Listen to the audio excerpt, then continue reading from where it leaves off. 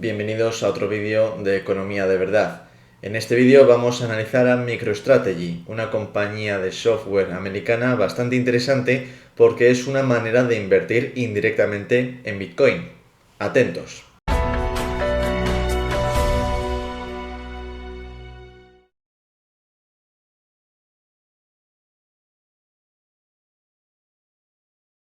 Muy bien, pues como siempre ya tenemos aquí la presentación que vamos a utilizar para el análisis de MicroStrategy.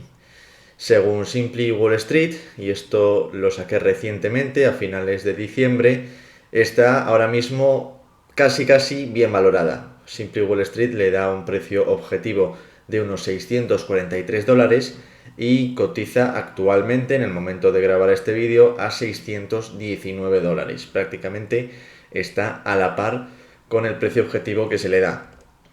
Como siempre, hay que ver cómo llega Simply Wall Street a ese precio objetivo. Ellos utilizan un descuento de flujos de caja, pero un descuento de flujos de caja muy curioso y que yo creo que no tiene absolutamente nada que ver con lo que es MicroStrategy, con el análisis que necesita hacerse en MicroStrategy. Creo que simplemente el precio objetivo al que llegan es un precio objetivo casual y que no se sustenta luego en lo que vamos a ver después. En cualquier caso, lo que hacen es, como siempre, adoptar una tasa de descuento, un coste del capital propio del 7,84%, que me parece excesivamente bajo para lo que es MicroStrategy, pero bueno, el 7,84% es la tasa de descuento que ellos utilizan. Y después, en cuanto a los flujos de caja, que recuerdo que en el caso de Simply Wall Street son flujos de caja apalancados, flujos de caja para los accionistas, pues tenemos que para 2024 y 2025 usan estimaciones de solo un analista, lo cual ya nos tendría que hacer dudar bastante de la precisión de esas estimaciones, y después emplean unas tasas de crecimiento bastante elevadas, 52% en 2026, 37% en 2027, etcétera, etcétera, y así hasta el 6,32% de crecimiento anual en 2033. Con esto llegan precisamente a ese precio de $643, que es casi el precio actual. ¿Y qué hay de los analistas? Pues los analistas dicen algo parecido. En vez de $643, le dan $631 o $632 aproximando. Solo un 2% más de lo que cotiza actualmente, con lo cual podríamos decir que está bien valorada. Sin embargo, vamos a ver, como siempre, algunas cifras de la empresa y después vamos a pasar a su método de valoración. ¿Qué tiene MicroStrategy o a qué se dedica MicroStrategy? Pues MicroStrategy se dedica al software, a la visualización de datos, al Business Intelligence. El Business Intelligence no es más que la aplicación del Big Data, de muchos datos, el tratamiento de esos datos y su aplicación y su visualización en términos de negocio, en términos de una organización, como puede ser una empresa, que quiere lograr unos objetivos y están movidos por una serie de datos. Pues lógicamente todos esos datos necesitan visualizarlos, necesitan manejarlos y necesitan tratarlos de alguna manera. Y un software de visualización de datos es justamente el que tiene MicroStrategy. Por lo tanto, aquí tenemos que los competidores de MicroStrategy son empresas del calibre de Microsoft, de Oracle, de SAP, de Tableau, etcétera, etcétera. Es ese mismo sector. Es un sector que podemos ver que crece a gran velocidad, que ha crecido un gran trecho en los últimos años. Vamos a ver luego próximamente qué es lo que ha pasado realmente con MicroStrategy. Pero tenemos que es ese sector, el sector del Big Data, el sector del Business Intelligence, el sector de los datos y de la información. Un sector ahora de capital importancia en la era de la información y en la era de los datos. Bueno, pues antes de pasar a cómo ha sido el pasado de MicroStrategy, vamos a ver qué se le espera para el futuro. Aquí veis las cifras a 30 de septiembre, a cierre del tercer trimestre de 2023, tenía unos ingresos de aproximadamente 500 millones de dólares en los últimos 12 meses, estos son en términos LTM, last 12 months, y unos beneficios de 90 millones de dólares. Sí es cierto, sin embargo, que el flujo de caja de las operaciones, el cash flow from operations, era de menos casi 7 millones y que el free cash flow apalancado, el free cash flow to equity, era de 742 millones negativo. Con lo cual, ¿por qué son estas cifras de flujo de caja o por qué están estas cifras de flujo de caja, mejor dicho, tan despegadas de las cifras calculadas en base al devengo, como es el beneficio. ¿Por qué el beneficio es de 90 millones, pero el flujo de caja libre es de 700 millones, menos 700 millones?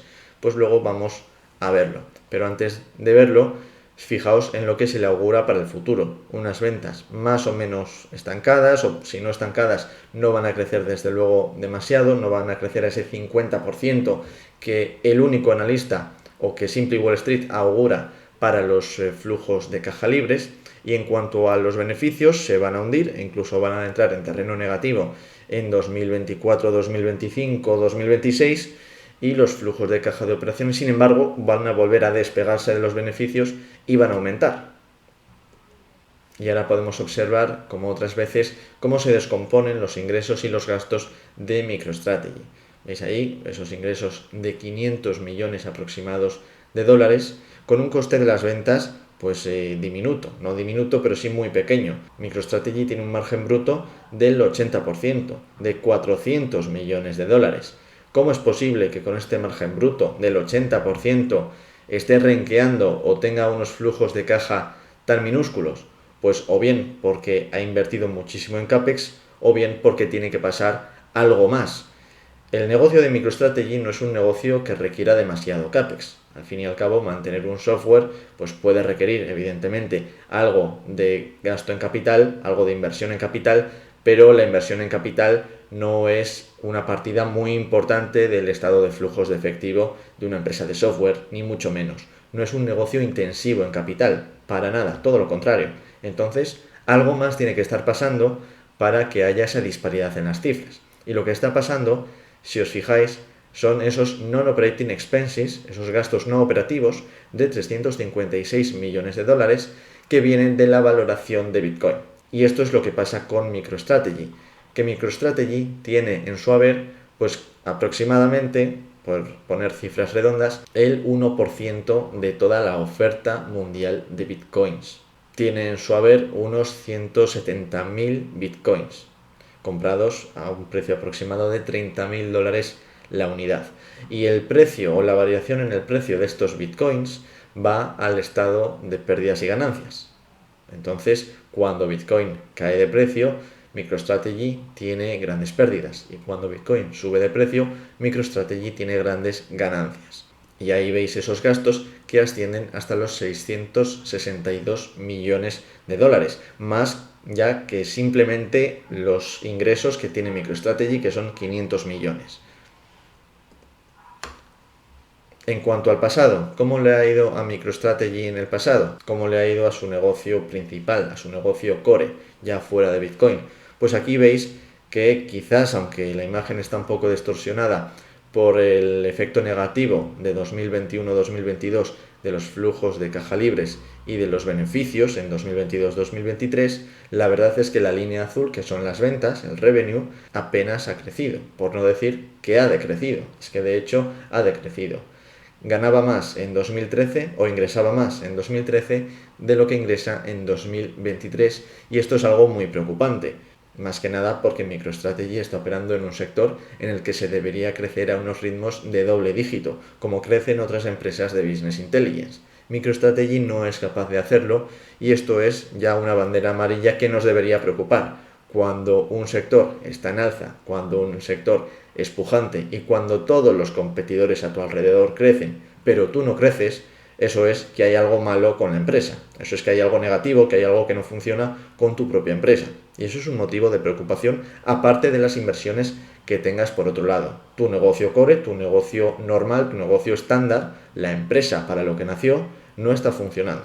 Luego vamos a entrar en detalle con esto cuando nos toque valorar la compañía. Pero aquí queda claro que algo no está funcionando. En cuanto a por qué hay esas cifras tan negativas de free cash flow en 2021-2022, pues es aquí cuando MicroStrategy empieza a comprar muchísimos bitcoins y se empieza también a endeudar incluso para comprar bitcoins. Por eso esos flujos de caja para el accionista, como el dinero se va a comprar bitcoins, por eso son negativos. Subsecuentemente, en 2023, 2022-2023 realmente, cuando el precio del Bitcoin empieza a decaer, entonces los resultados de MicroStrategy se ven afectados por esa caída del precio del Bitcoin, por esa menor valoración del Bitcoin. Y luego, lógicamente, se recuperan en parte porque la caída del Bitcoin o el precio del Bitcoin se estabiliza durante 2023, por lo menos en la segunda mitad de 2023. Y este gráfico muestra lo que comentaba antes de la deuda de la empresa. MicroStrategy en 2020-2021, para comprar bitcoins adquirió más de 2.000 millones de dólares de deuda. Fijaos que tiene un equity, un patrimonio neto de 840 millones ahora mismo. Pero es que la deuda es de más de 2.000 millones. Está tremendamente apalancada. Sin embargo, la partida de caja y equivalentes, la partida de efectivo, que antes, como no tenía deuda ninguna, tenía caja neta, pues ahora ha pasado a tener deuda financiera neta. Esto es, que la caja ha disminuido, ya veis ahí, muchísimo. Como ha empleado deuda y ha empleado dinero propio para comprar bitcoins, entonces los saldos de tesorería que muestra en dólares son pues ridículos, apenas 45 millones de dólares, cuando el pago de intereses, sin ir más lejos, en términos anuales, es de unos 50 millones de dólares. Entonces, a la hora de valorar MicroStrategy, ¿qué cifras manejamos? Pues primero, que tiene un crecimiento de ingresos desde 2013 del menos 1,15% anualizado.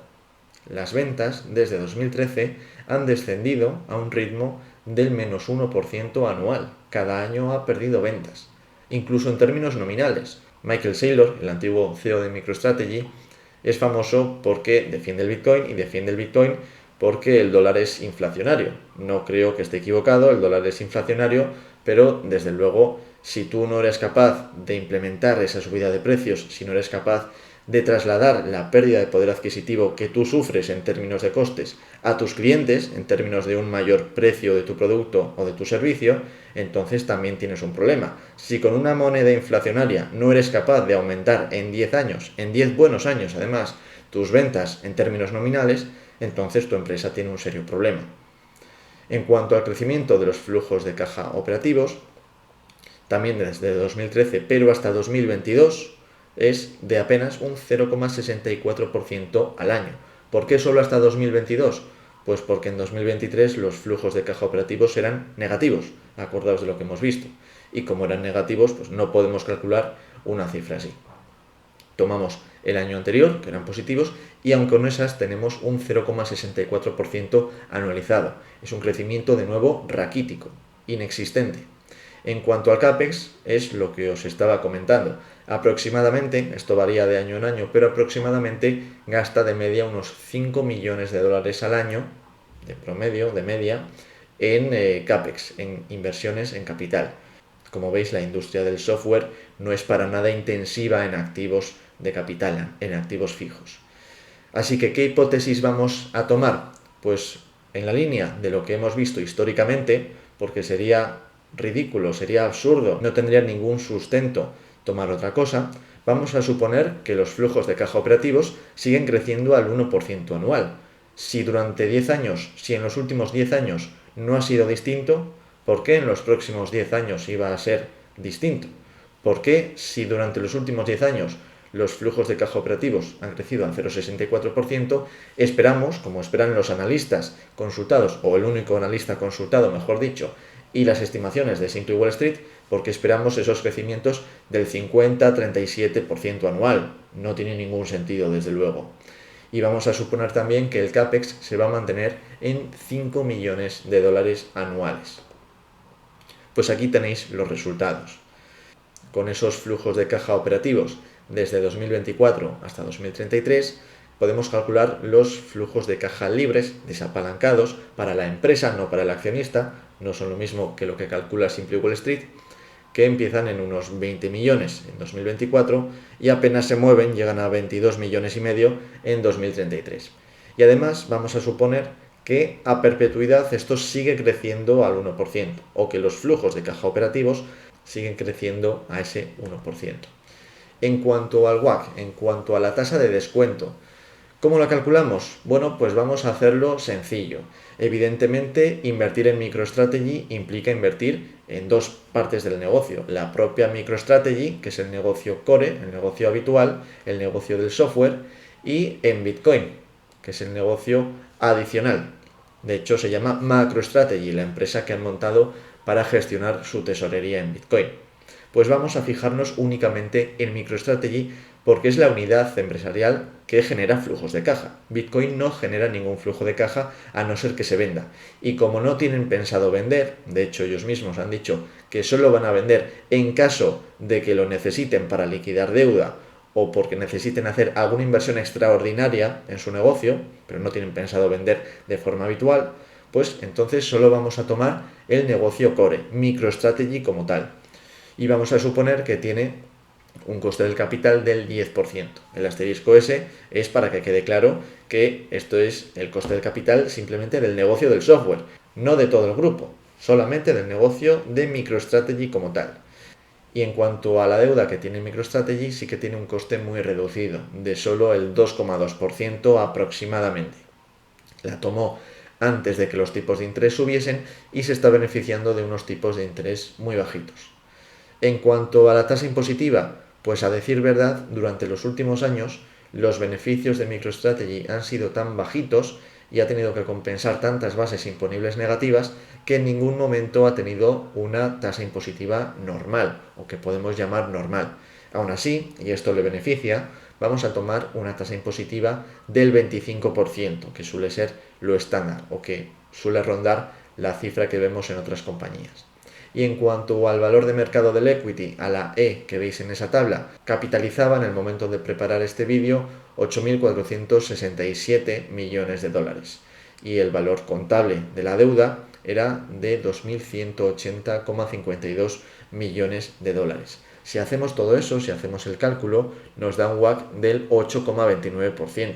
Veis que no es una cifra disparatada ni mucho menos, incluso para ser MicroStrategy, incluso para el riesgo que corremos al invertir en bitcoins, en los bitcoins que tiene MicroStrategy y con el nivel de deuda que tiene MicroStrategy. Por lo tanto, no somos sospechosos, o este análisis no es sospechoso, de tener una cifra demasiado elevada en la tasa de descuento que luego distorsione el resultado, ni mucho menos.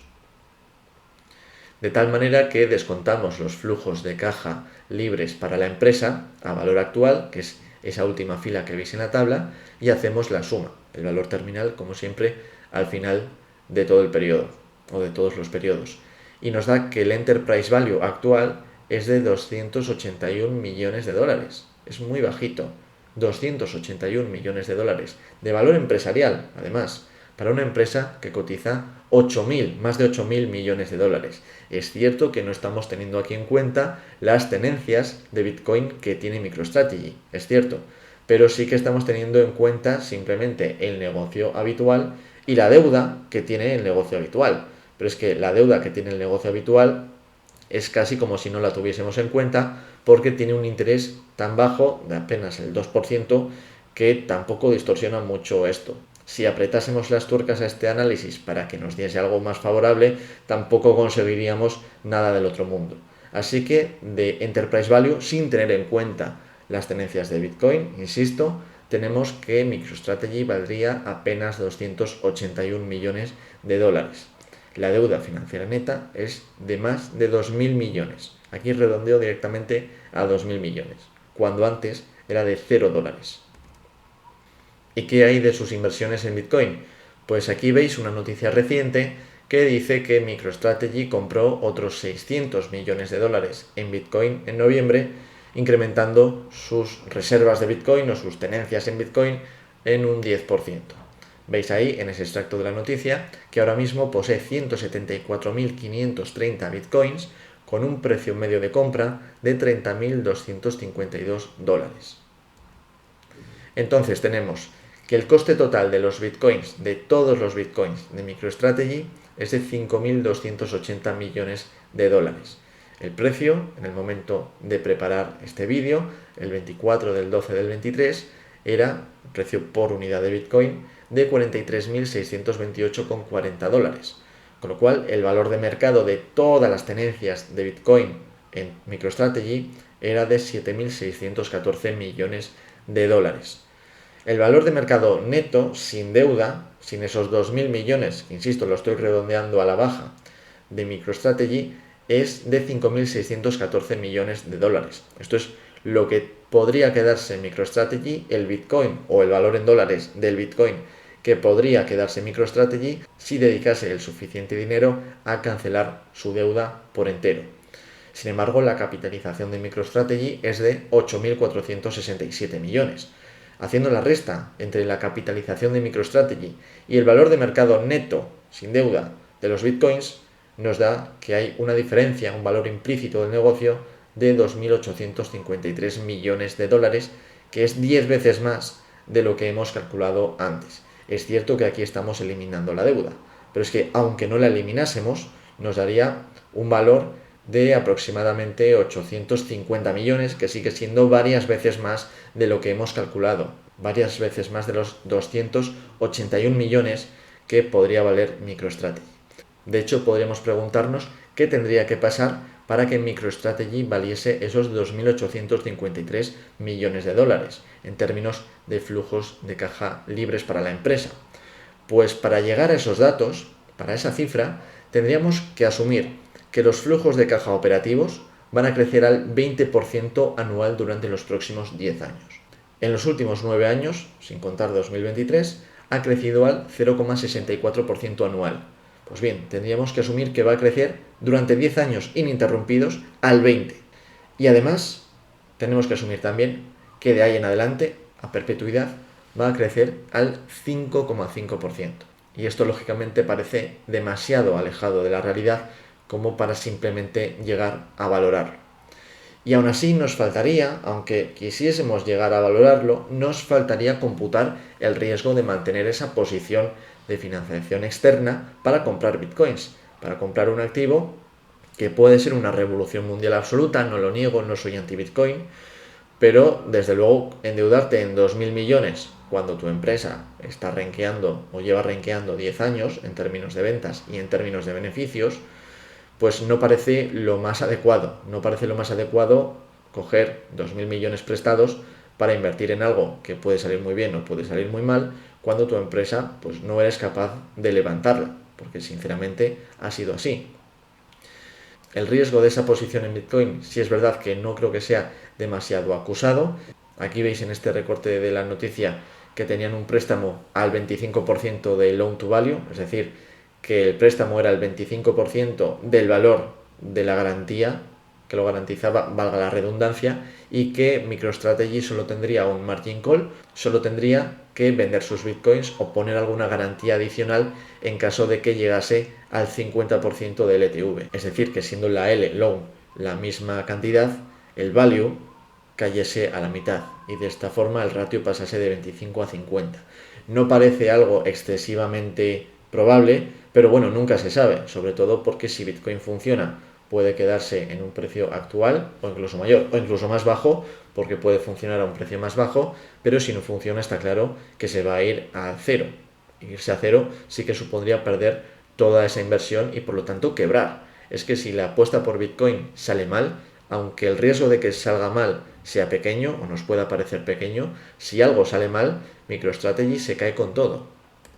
Pero en cualquier caso, como os digo, el precio de mercado ahora mismo está tan lejos del valor intrínseco de la propia empresa, de la propia MicroStrategy, que realizar este análisis es casi una pérdida de tiempo. Tenemos que MicroStrategy está muy sobrevalorada y que además es una apuesta no solo por una empresa que no tiene un pasado demasiado reluciente, sino también por una nueva tecnología que a priori nada tiene que ver con la actividad de la empresa y que puede salir muy bien, pero también muy mal. Y si queremos de todas formas apostar a favor del Bitcoin, yo creo que es mejor hacerlo vía pues, el propio Bitcoin o vía algún vehículo de inversión en Bitcoin, que recientemente ha habido buenas noticias al respecto. Hay quien dice que invertir en Bitcoin vía MicroStrategy es mejor porque es una especie de fondo de inversión en Bitcoin pero sin comisiones de gestión. Bueno, esto a no ser que los trabajadores de MicroStrategy coman de la buena voluntad ajena, no me parece algo lógico. Los trabajadores y toda la empresa y toda la estructura que tiene que tener la empresa tiene unos costes, y aunque no haya una cosa que se llame comisión de gestión, evidentemente hay unos costes de mantener toda esa estructura, toda esa tesorería en Bitcoin. Con lo cual esas ventajas o esas supuestas ventajas que se dicen a veces de MicroStrategy, de invertir en Bitcoin vía MicroStrategy, creo que no son ciertas. En definitiva, no compraría MicroStrategy a este precio porque la empresa está muy sobrevalorada y porque me parece una apuesta demasiado arriesgada.